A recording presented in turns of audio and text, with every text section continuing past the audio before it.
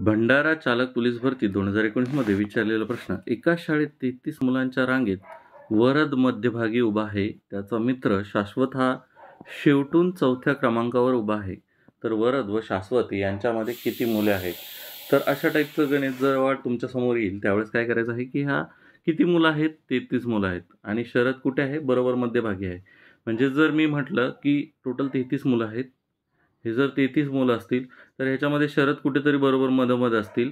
म्हणजे हा कितवा असेल तर ह्या साईडला 33 मधून 1 मायनस करायचा की 32 येतील. 32 भागीला 2 करा म्हणजे ह्या साईडला 16 विद्यार्थी असतील आणि ह्या साईडला 16 विद्यार्थी असतील. आणि हा कितवा असेल तर हा 17वा विद्यार्थी असेल. जो कोणी असेल तो मध्यभागी.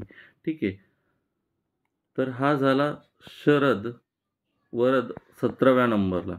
हा 17व्या नंबरला झाला. इकडे 16 विद्यार्थी आहे, इकडे 16 विद्यार्थी आहे.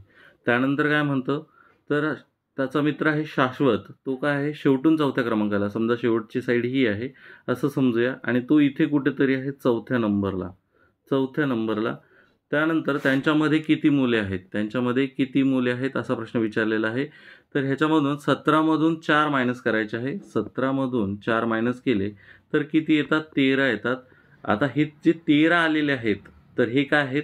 तर 13 म्हणजे काय? तर ह्या दोघांमध्ये जेवढे विद्यार्थी आहेत ते विद्यार्थी प्लस एक विद्यार्थी ॲड केला आहे म्हणजे 13 विद्यार्थी असतील. तर ह्याच्यामध्ये हा पकडून 13 विद्यार्थी आहेत म्हणून -1 करायचे आहे. तर ह्याच्यामध्ये किती विद्यार्थी राहतील? तर 12. तर 12 विद्यार्थी असतील. जर तुम्हाला हे समजलं नसेल तर इथे समजाया की ह्या 4था विद्यार्थी नसून इकडे किती विद्यार्थी आहे समजूया आपण. इथे 15 विद्यार्थी आहे असं समजूया. याचा नंबर कितवा आहे?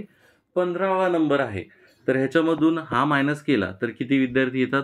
2 विद्यार्थी येतात. किती विद्यार्थी येतात? जर समजा हा 15 वाजता शेवटून तर इथे 17 - 15 केले असते. 17 - 15 केले असते तर 2 विद्यार्थी आले असते. पण ॲक्च्युअलमध्ये 2 विद्यार्थी आहे का? बिलकुल नाही आहे. कारण काय? तर हा 17वा आहे तर इकडून किती असलं असतं? इथे 16वा इथे एक जण असला असता जो की 16व्या नंबरला असला असता. जेव्हा तुम्हाला अशा टाईपचं गणित जास्त लांब असेल त्यावेळेस तुम्ही एखादी जवळची संख्या घ्यायची आहे जेणेकरून तुमचा डाऊट क्लिअर होईल. म्हणजे इथे किती विद्यार्थी आहे? एकच विद्यार्थी आहे. पण तुमचं उत्तर किती येतं आहे? 2 येतं. म्हणून -1 वजा करा. म्हणजे ज्यावेळेस तुम्हाला कन्फ्युजन होईल की ते -1 करायचं आहे की -2 करायचे आहे. कारण की इथे हा 17वा आहे, हा 4था आहे. तर भरपूर विद्यार्थ्यांना वाटू शकतं की ह्याच्यामध्ये काय होईल की हे दोघंही विद्यार्थी कॅन्सल होतील आणि 11 उत्तर मारलं तर आपलं बरोबर येईल असं वाटू शकतं. पण हे ॲक्च्युअली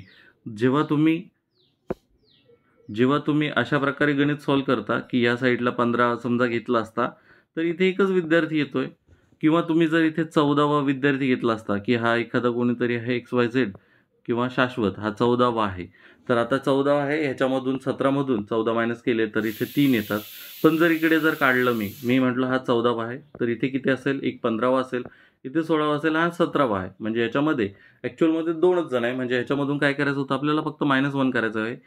पण ह्याच्यामध्ये ज्यावेळेस 17 - 14 घेतो त्यावेळेस काय होतं ॲक्च्युअली की हा जो माणूस आहे, हा व्यक्ती आहे 17वा, याला सुद्धा इन्क्लूड केलं जातं. त्याच्यामुळं -1 करायचं आहे. आणि ज्यावेळेस आपल्याला सांगितलं जातं की हे दोन्ही विद्यार्थी इन्क्लूड करून घ्या तर त्यामध्ये आपण +1 करत असतो. कारण की आपल्याला हा विद्यार्थी इन्क्लूड झालेला असतो. हा शेवटचा विद्यार्थी आपल्याला इन्क्लूड करायचा असतो म्हणून +1 करतो. तर ह्याचं उत्तर काय येणार आहे? तर 17